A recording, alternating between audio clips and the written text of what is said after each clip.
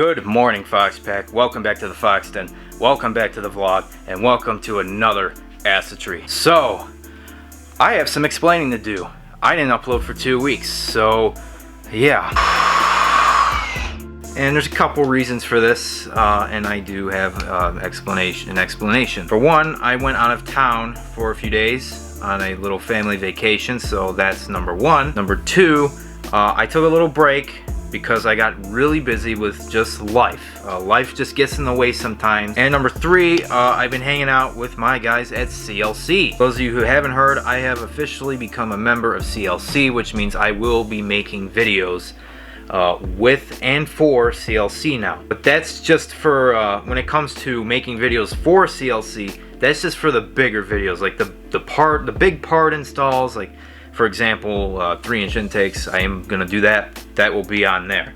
Hopefully that makes sense. But then all the other stuff, lighter stuff, will be still on this channel. So whenever I do big installs, you can find it on that channel. So yeah, my apologies for not uploading for 2 weeks. Like I said, sometimes life just gets in the way. Right now, we are still with the plan of going full bolt-on with my G37. So the parts I will be adding, and we've already added one major component, which is the ISR headers.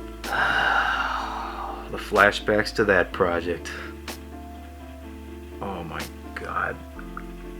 That was hell. Okay, anyway, the parts we will need to go FBO at this particular point. 3-inch intakes. Haven't decided if I'll go with admin or limp mode intakes yet. I would say it's probably going to be admin. The Z1 upper and lower intake manifolds or plenums. The big bore throttle bodies, which I haven't really decided on which brand to use, you know, the company that bores out the throttle bodies. That's up in the air, honestly, but we're gonna probably do it. I mean, if we're going FBO, it's got to actually be FBO. And then from there, we'll probably, I haven't confirmed if this is actually needed yet, we'll probably do bigger injectors and bigger fuel pump. Now, that will absolutely be necessary if I go E85, which I don't know if I will, because the thing is, this car is still mostly is a very loose term at this point, because I do have a truck to drive,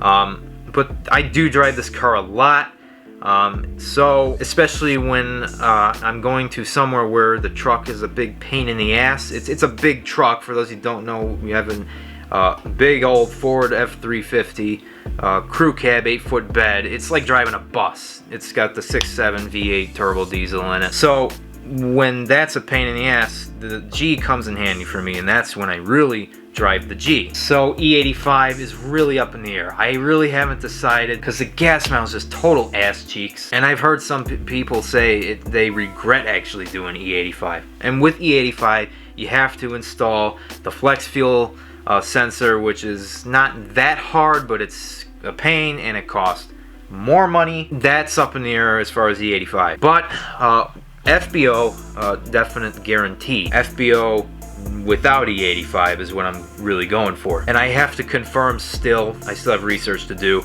on whether or not I will need bigger injectors for FBO.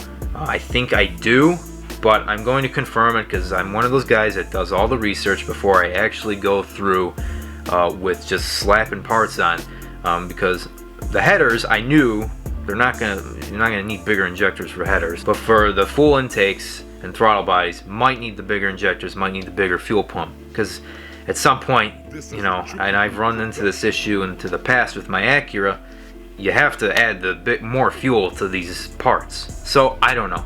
That's my question mark right now, and I'm still trying to figure that out, which is fine, because it's going to take me a little bit to get all these parts, because money's tight right now. But we are doing full bolt-on, and it's going to be awesome. Even without E85, we should be making almost 340 wheel. It just kind of all depends. If we do E85, we should be making 350 to 370 wheel. And who knows, in the future, I would like to supercharge this thing. But for now, we're just going full bolt-on. Should feel pretty darn good. I don't know what the car is making right now. I had plans to get on a dyno, and then that got all screwed up. I'm guessing it's making between 315 and 325 wheel. So we should be getting quite a substantial power increase from doing these extra few mods, without a doubt, even if I don't go with E85. And as far as everything else goes, we do have videos coming out on the ATVs, stuff like that. We are going on a trip within the next week or two, I hope, and there will be videos on it. As usual, I would appreciate if you guys watch it, because it's a bunch of fun. Even if you're not into that stuff, you're just here for the G. I mean, really, it means a lot to me when you guys watch the stuff that's not on the G, and I know you'll enjoy it, so I ask that you give it a try. It would be highly appreciated. Of course, the G is still going to be the main icon of this channel. It's in the name of the channel. Just don't take that the wrong way. The G is still going to be almost every week. There will be a video on it. So that's basically what's been going on. I've been fixing stuff. I do have a video on the Raptor that I'm going to be posting.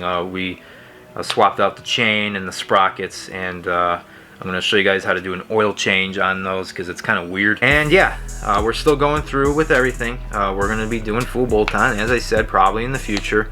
We'll probably supercharge it. Eventually down the road, we will be getting a Q60 Red Sport, and we will have the Q60 and the G. I am keeping the G, even if I have to replace the engine and transmission at some point, which it will happen.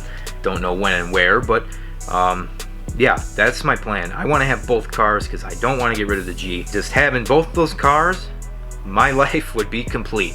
That's my goal in life right now, is to have this and a Q60 Red Sport. So that's really what I want to do. I want to make sure I do it right. So hopefully we can make that happen within the next few years. Just all depends on how things go. So that's the update. Again, my apologies for not uploading for 2 weeks. Just life gets in the way. And Moogie, if you're watching this, thanks for letting me join CLC. You won't be disappointed. And it's going to be an ass tree. There'll be videos over there at Chicago Lane Changers as well. The more bigger videos, as I explained, and then the more minor stuff will be over here. And then we got lots of content coming with the redneck shit. So that'll be a ton of fun. And that's pretty much all I had to say. I do have a video coming out next week that I think you guys are really going to like. This has been a highly, highly requested video, and I think you guys are really going to enjoy it, so make sure you stay tuned for that. We'll probably get that uploaded early next week. I probably won't wait till like Friday or Saturday. We'll probably get that uploaded early next week. So that's going to wrap up today's video, guys. Hope you enjoyed. Thank you for your patience. We are back, and there's more content on the way. Sorry for the boring upload, but I feel like I had to upload this video to explain what's going on and just tell you guys that everything is still set to go with full bolt-on, all that stuff, and everything else going on. But I also wanted to mention the fact that I joined CLC, so I need to announce that small change. Don't forget to subscribe, join the Fox Pack today, hit the bell notifications to be notified when we do something stupid. Follow Racing Club at Silver Fox Racing Group and me on Instagram at Silver Fox G37, so you can see all the behind the scenes of the Assetry. So yes, we are back. More videos are coming out, and like I said, stay tuned for next week's video because it's highly requested, and I think you guys are really going to enjoy it and find it helpful. Remember, life is too short to stay stuck, and it's only legal if you get caught. Stay cocky.